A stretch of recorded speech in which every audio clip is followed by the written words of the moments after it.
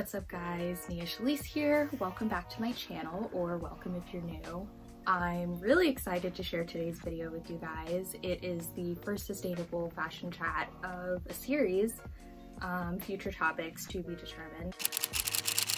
And I've had an interest in sustainable fashion for a while now, and it's definitely developed as I've gotten more school projects and kind of turned every project into something on that topic. And of course, as a journalist, I've met a ton of people that have been really inspiring, from authors to shop owners to just leaders in the sustainable fashion community. And I think it's a really important issue that I would like to share more about using my own platform as well. So I will link some of the pieces that I've written down below, as well as the interviewees, so you can learn more about their amazing work. When people think of sustainable fashion, a lot of the times they think of the environmental side, which is obviously very important because a lot of chemicals and resources are poured into that process, and a lot of that clothing nowadays ends up in landfills worn a handful of times, if at all. And a big part of that changing relationship has been the lower prices of clothing, because as the decades have gone on, the prices of clothes have dropped, so our closets have gotten a lot bigger, and it's really changed how we see our clothes and the pieces that we already own, and made clothing a little more disposable, so to speak. Along the lines of workers, sustainable fashion means that garment workers should be able to sustain themselves.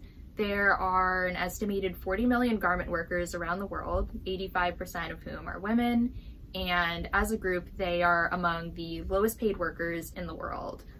Aside from the long hours and minimal wages, which is already glossing over a huge part of their daily lives and a huge part of this exploitative system, factory buildings are seldom kept up to code, and the biggest example of this was the 2013 Rana Plaza collapse.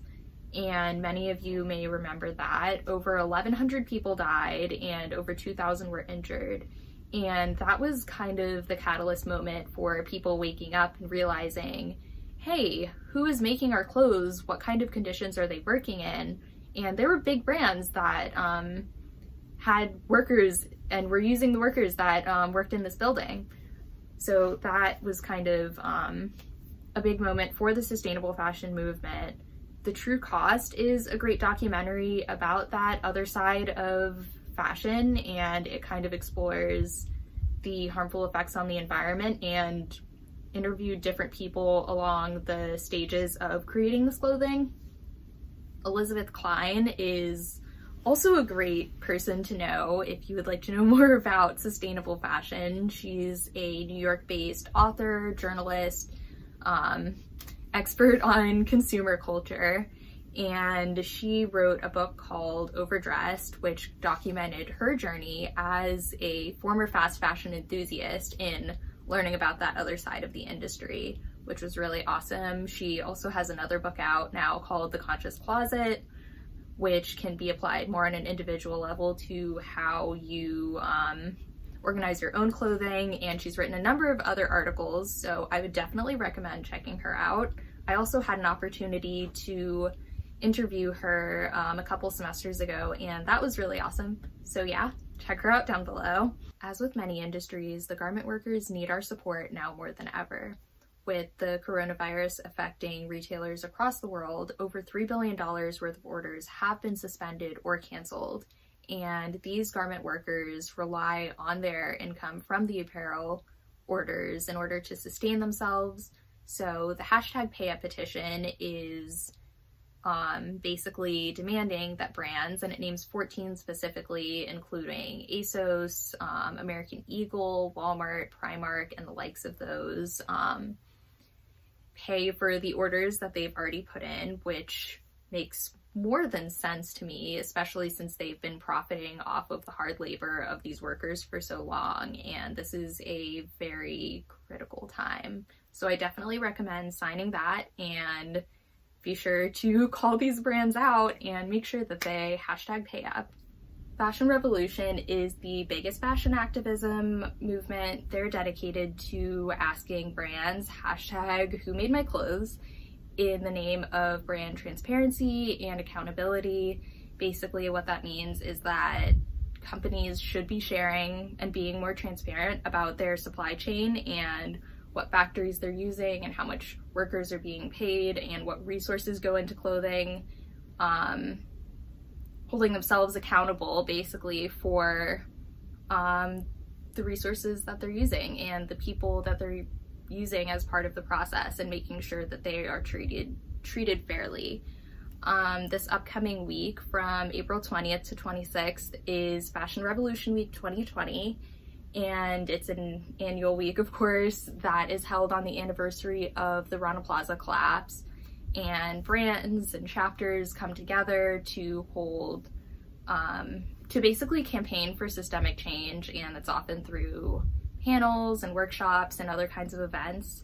So I'm very excited to sign up for a lot of those because all of them are digital now because of everything going on. So that will also be linked down below if you guys want to check out more about how to get involved and also how to get into events for next week.